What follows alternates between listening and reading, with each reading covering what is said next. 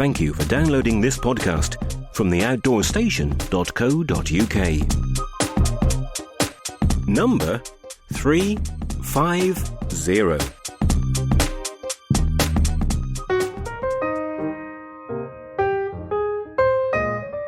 Hallo und willkommen bei der Outdoor Show in Friedrichshafen.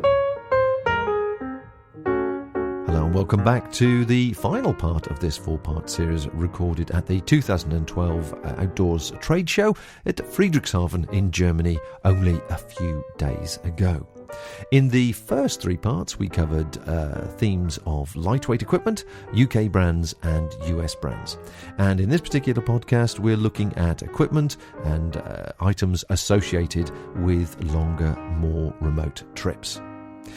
We speak to Tom Entwhistle from Osprey. Now, Osprey are a well-known manufacturer of travel equipment and rucksacks in particular, and they've turned their attention to a larger range of packs, 70 litres plus, which would be ideal for people doing, as I say, more remote trips into the outback or out into the wilderness where they have to carry a larger load for whatever reason.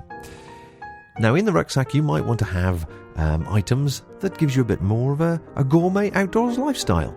And we speak to Andrew Weller, representing GSI, and he discusses some of the new products which are coming through from them, which would make your long trip a little bit more luxurious. But first, we speak to Ralf Vogt, who is the marketing manager for Ortleib. Ortleib are well known, obviously, for their waterproof carrying items. They make items for all sorts of products, whether it's rucksacks, bikes, horses even, to keep your gear nice and dry. And they're bringing out a new range of camera bags, waterproof camera bags. Of course, when you go on these longer trips, you want to record your trip with your camera or video gear. And so some of these products may be of interest. So I asked Ralph to take us through small to large. There's probably about half a dozen in the range, which will be of interest to the outdoors photographer.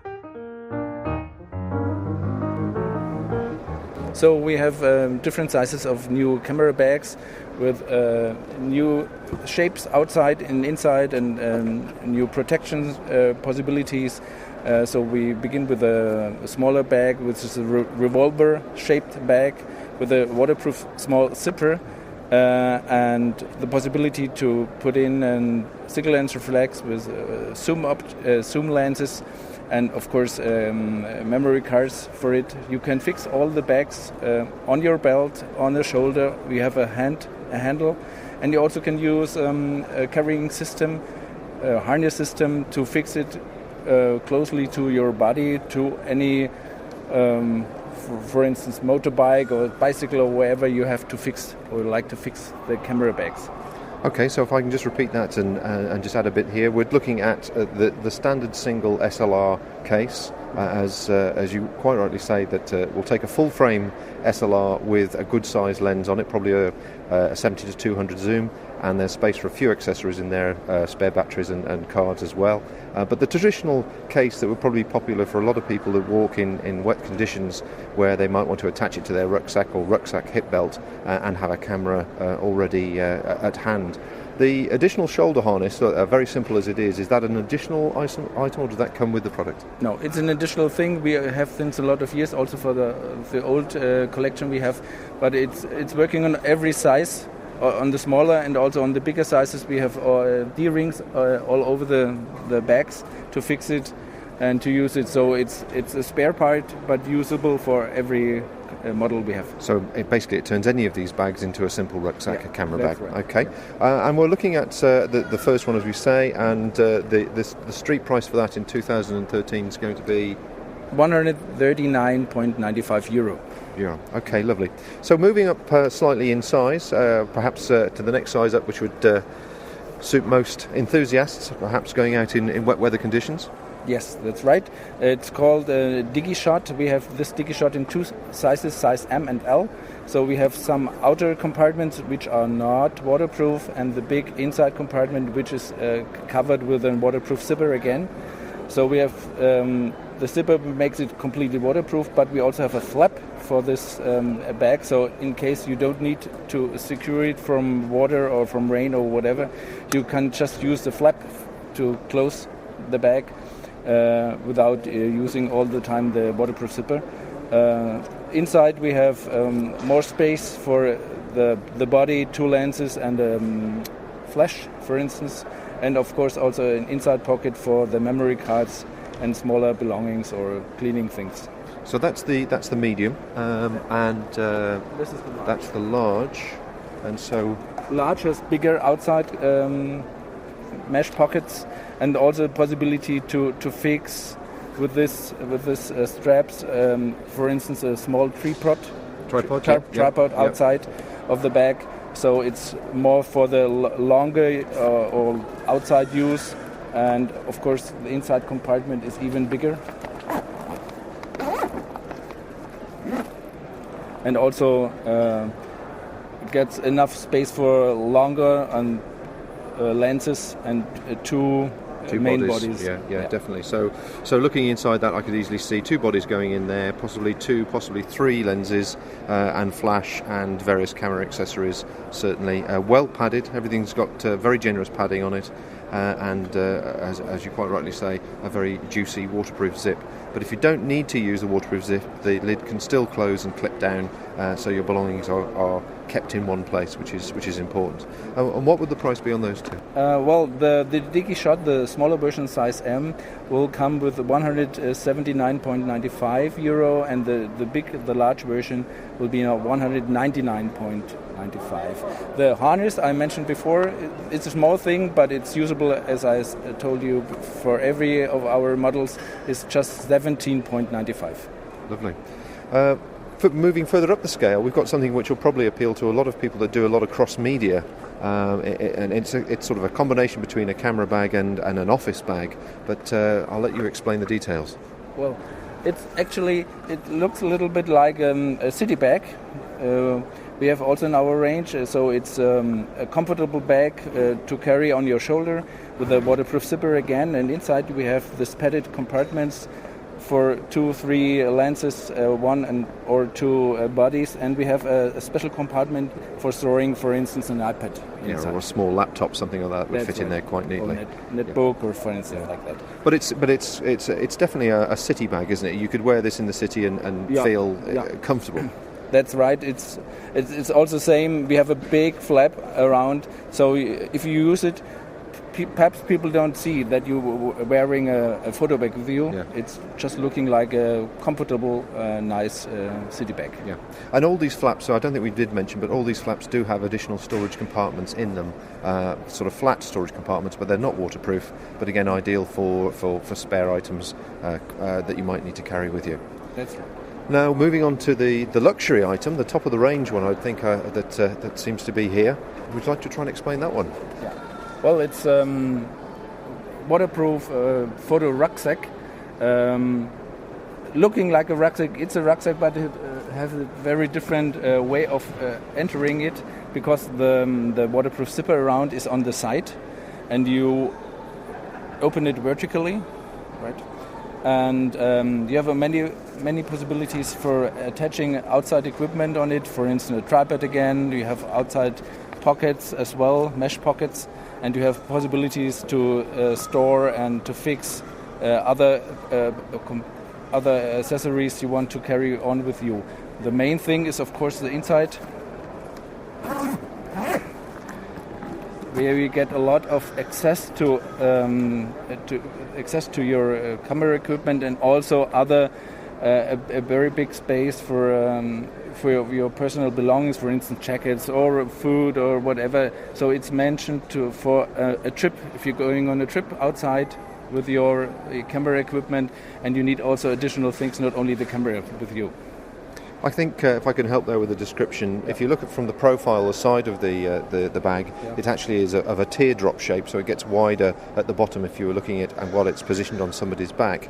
But the actual shoulder harness system is quite clever in the sense that it'll carry as a rucksack with 2 harnesses, but one harness will unclip and slide out of the way, giving you a single shoulder harness which you carry across your back, and then when you're ready to access the camera bag, the whole thing will just slide around your waist, and then you've got a table almost which you can lean against to use for camera support, but also then you can access everything just by undoing the zip and getting straight in.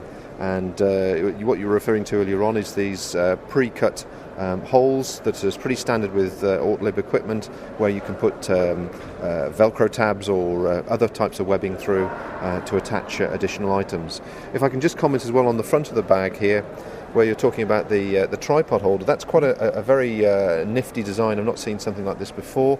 It's a sheet of material with certain holes cut in it and certain attachment points, and actually I know from experience that would take quite a sizable tripod and carry the whole thing without distorting the bag, which makes it certainly a top-end professional carrying system. Is that fair enough? Yes, that is exactly. And describe it better. And what do you think, what's the price point of that one going to be for us? Well, this is, of course, even more expensive. The price will be €299.95.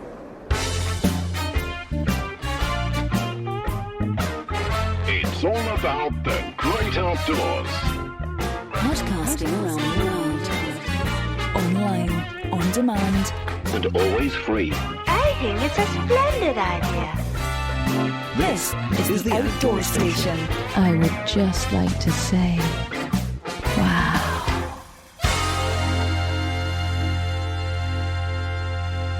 Of course, once again, don't forget the photographs of these products we discuss, and any links can all be found on the website, theoutdoorstation.co.uk, next to the podcast number.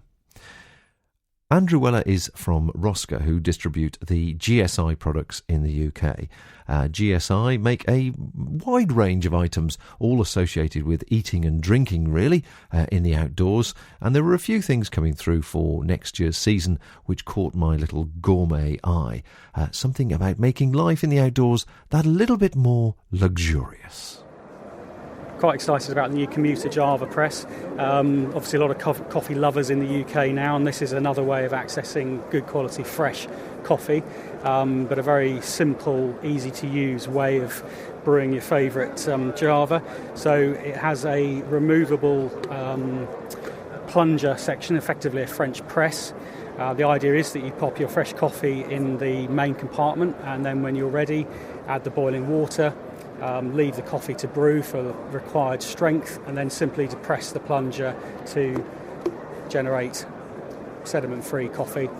Good lid design with a decent seal for the sippet lid, and a rubberised base to stop it slipping around, with finally a neoprene sleeve to keep the contents warm. And that's going to retail at £22 and weighs in at 295 grams. And it's a large mug in principle, or a large flask, as you say, with the neoprene holder on there. What's the actual capacity of coffee you can get in there? The total capacity is 15 fluid ounces. And I suppose it's equally as practical for tea as well as coffee. Absolutely, fresh tea leaves work just as well in there as coffee, so both options. Right, well that's ideal for the business person who's coffee and going. Okay, so we're looking forward to that one. Now, one that's close to my heart is this one here, which is a... well, you explain what it is. Okay, right, well these are known as the Highland flasks, available in two sizes, a 275ml and a 750ml. The key thing to stress about these is the construction of the bag itself. It's a 4-layer construction. There's a nylon layer in there for strength, and critically a UV foil layer to protect the contents from UV light and avoid them getting tainted and so on. Also quite a nice stopper design, slightly sort of retro in appearance but secured with a lanyard, good quality seal, so you're not going to lose any of your precious single malt in transit, and quite interesting design on the outside, quite distinctive, plus certainly on the smaller version a lanyard so that you can actually have it hung around your neck for quick access when you need it. A bit like St Bernard's dog. Exactly. Okay, so once again, a great idea in the sense they're taking a flexible folding flask that can crunch down. It has a visibility window, I think, on the back there, so you actually see what the contents are, how much you've got left. But certainly the additional layer to protect it from UV, as well as unwanted visitors, to protect your malt. But of course, the most important thing here is it will hold a full bottle of whiskey.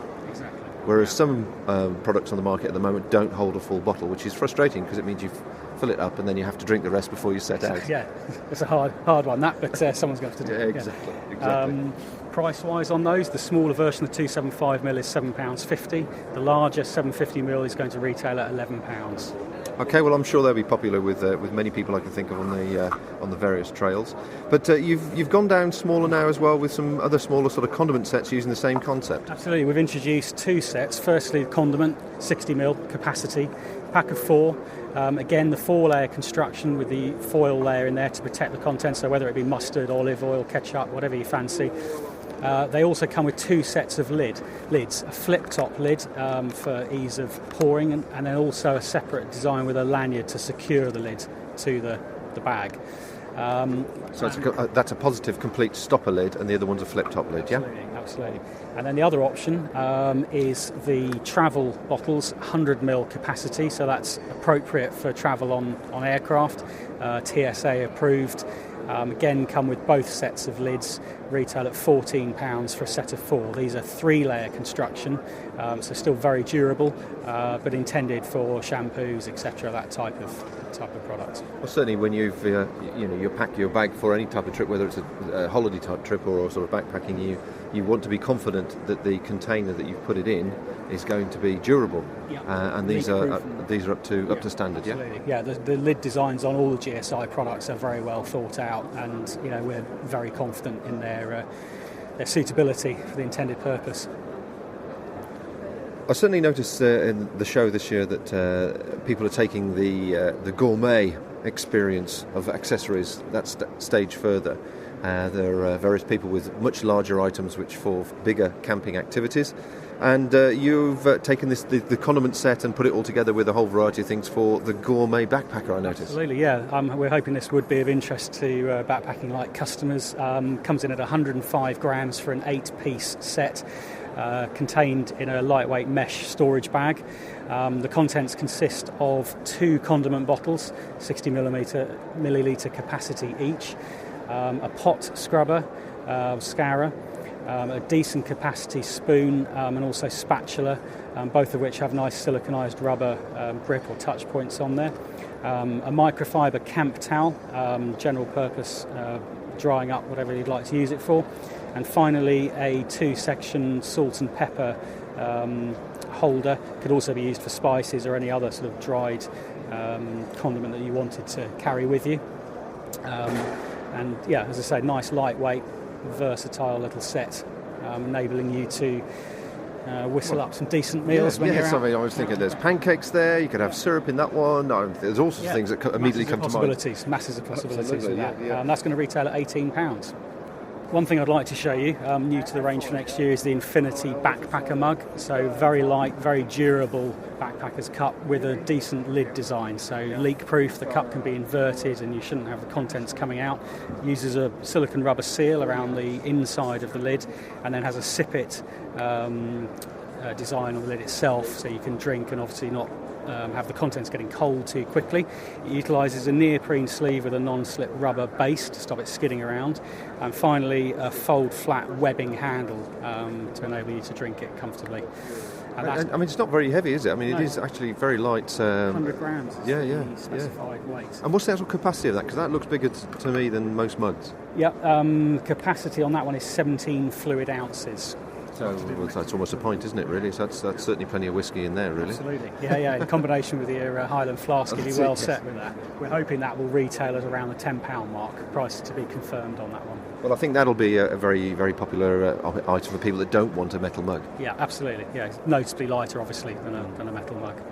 So, yeah, we'll see how that one gets on.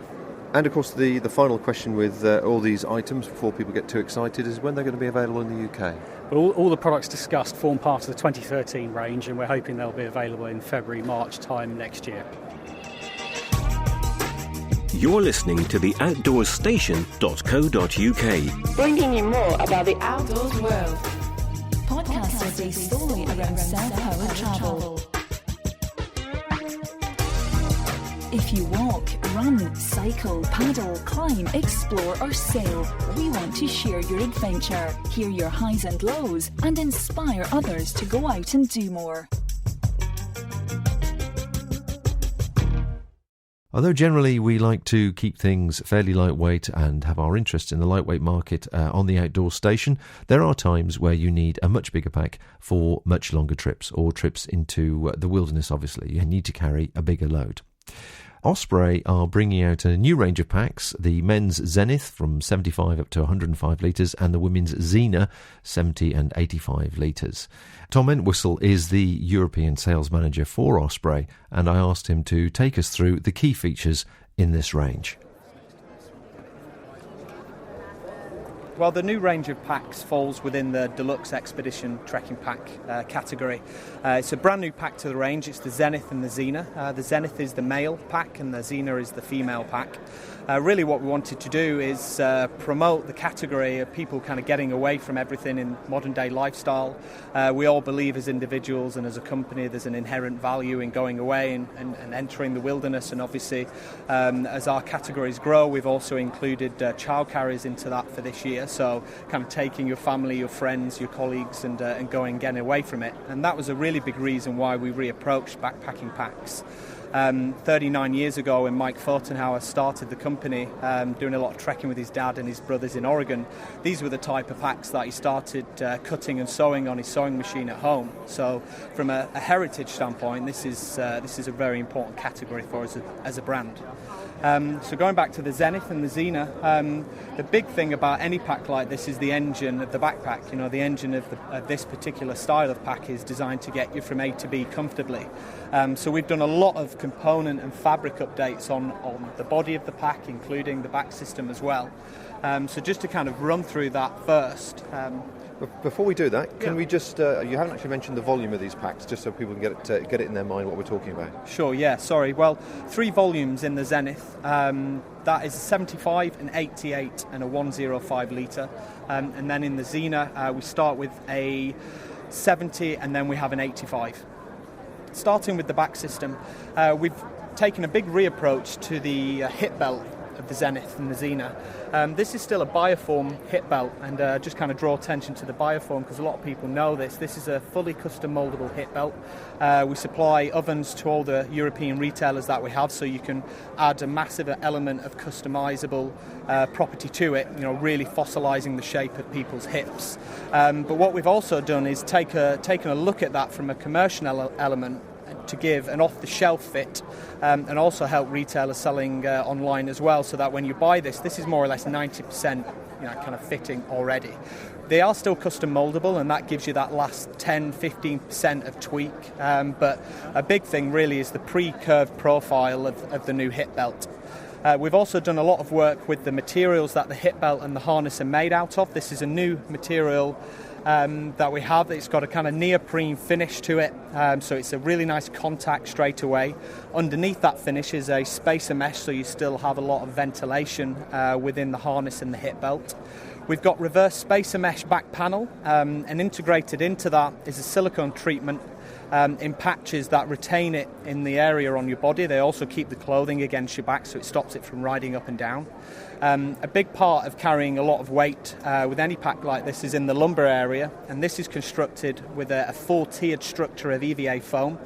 So again, that conforms to that area of your body. A lot of people think you just carry weight in the hips, and that's not true. You know, you carry it, any part of contact distributes weight. So obviously a big part that is in the hips and also in the lumbar, but also against the back panel. So that's why we do a lot of work with how that fits onto the body. So is the back length adjustable, or are we talking fixed back lengths? We do actually have the best of both worlds. We start with a fixed back length. You know, everybody walking into a shop wants to buy their shoe size. They want to buy the jacket size. If you ask somebody what their shoe size is, they'd know it. If you ask most people what their pack size is, they kind of look at you a bit blank, because in retail it's not a question that often gets asked. But they are set sizes. We do medium large in the males and small and medium in the female packs. But we have actually improved by quite a lot the spectrum of adjustability that you can achieve on these. So before we had about an inch of kind of fine tuning, I suppose you could call it, but now we have 2.5 times that. So the reason we've done that is because over a lot of different territories in Europe and all over the world, there's lots of culturally different shapes and sizes. So let's take, for instance, in Netherlands and also through Scandinavia, if somebody comes in, they're quite tall, but they actually still want to retain the medium components of a pack. They can buy a medium back length, retain the medium componentry of that pack, but just fine-tune the back length a little longer to more or less achieve large, so they don't actually have to buy a large that would come with large components.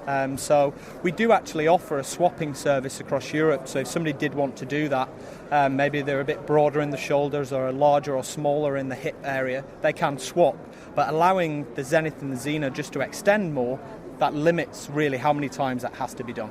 Well, I should imagine that's probably going to prove very popular for the female customers, because the female form does tend to be quite slim in its frame, and as you say, across the nations they can differ quite drastically. Absolutely, and we see a lot of time in retail, not to generalise totally, but a lot of girls like shoot up in height. They're kind of 14, 15, 16. They've shot up, but they're still pretty skinny. So they can buy a proper length backpack, but they really want to kind of see smaller components. We do also offer an extra small hip belt, which no other pack brand, as I'm aware of, kind of offers to fit that smaller frame. Well, that's certainly got the frames and the pack sitting comfortably on people's back now. So let's talk about some of the other features. Well, just in terms of how it carries weight, one big thing is the high density transmission rods that run down either side. These run into the bottom part, then are kind of then transmitted into this bottom part, and then into the hip belts. This triangulation of this quick release buckle is really what's doing all the work. This is really the Chinese whispers of the weight.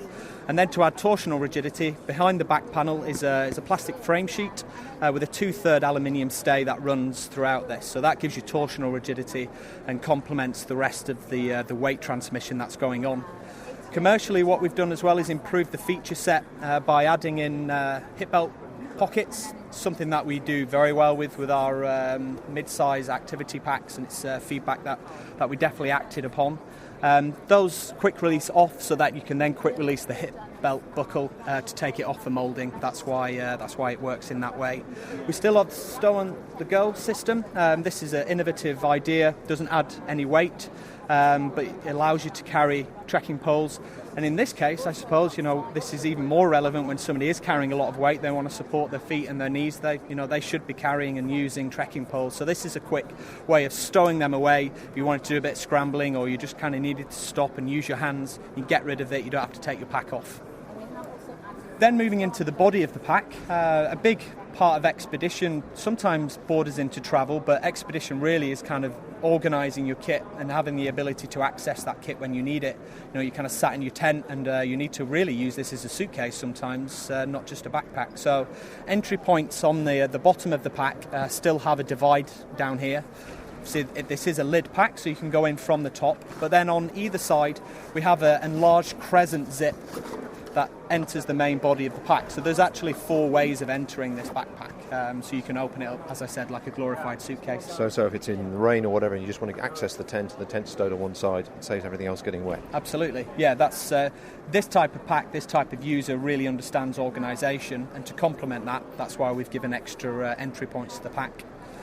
Also, pockets on the front. We've got 2 pockets on the front here with a central divide, just to, again, increase the element of compartmentalisation.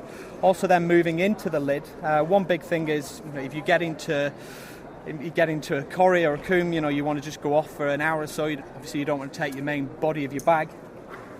You can literally quick release this from the top of the pack, so you're left with the lid. Underneath this part here, we actually have a ventilated airscape lumbar area just to keep the bottom of your back nice and ventilated, and then a quick release buckle with some webbing, so you can just use that as a lumbar pack.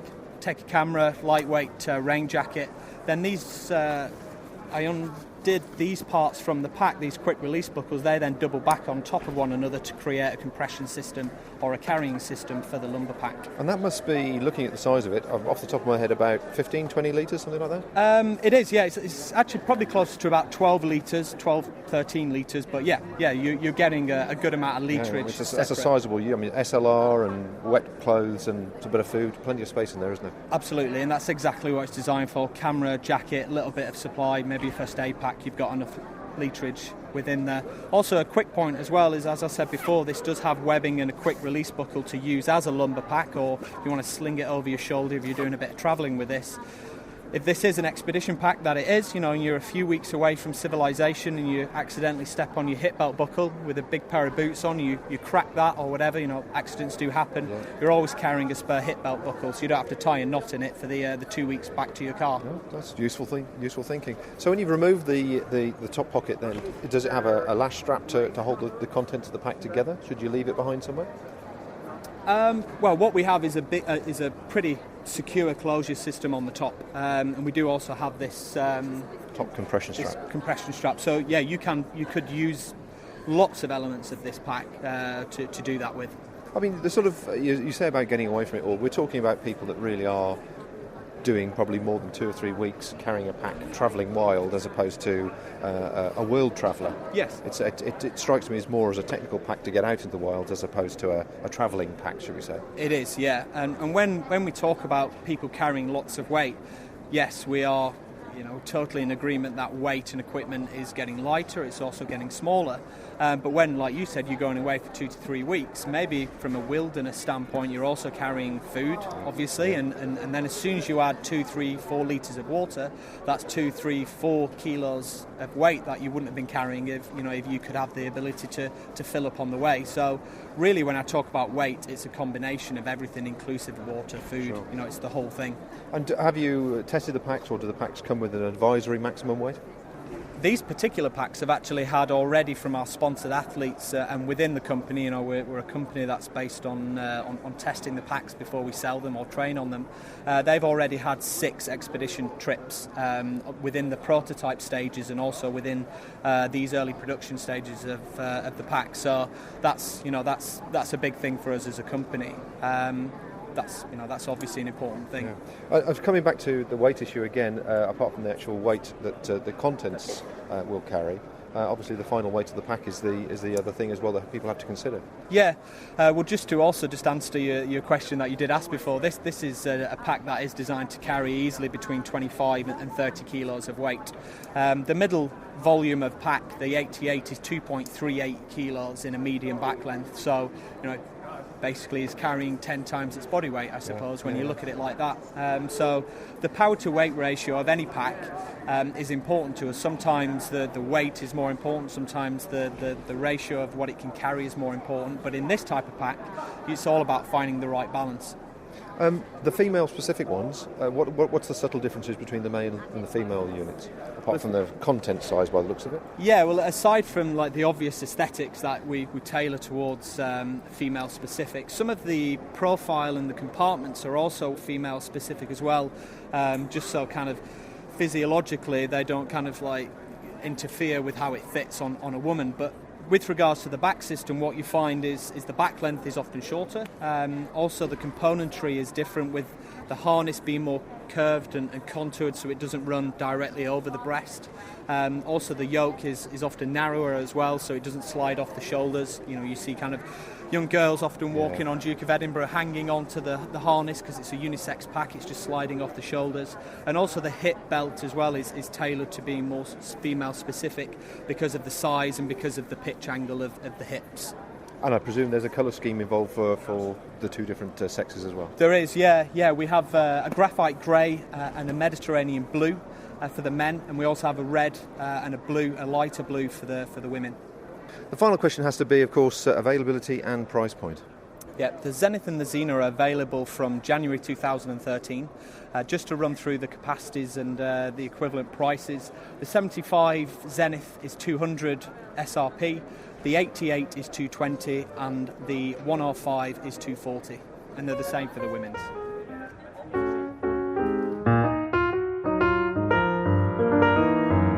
Well, that brings to an end the final part of this 4-part series, recorded at the Outdoors Show at Friedrichshafen, July 2012. I hope you've enjoyed the rich and varied content. It's been entertaining and informative. And of course, if you wish any more information, photographs, links, etc., you can find it on the outdoorstation.co.uk website. We will be back, of course, very soon with more podcasts all related to self-powered travel, people's adventures, equipment, etc. And we hope to continue to entertain and stimulate you for many years to come. But until next time, folks, do enjoy whatever the weather brings over the next few weeks. Let's keep our fingers crossed that the forecast is in fact going to be true and we will get a summer, which would make up for these weeks and weeks of rain. So until then, I have only one more thing to say, and of course that would be Auf Wiedersehen. Auf Wiedersehen und vielen Dank für den Besuch bei der Outdoor Show in Friedrichshafen. Thank you for listening to this podcast. To hear more from our extensive free library, please visit the website at theoutdoorstation.co.uk. The home of UK-based audio and video podcasts for outdoors people everywhere.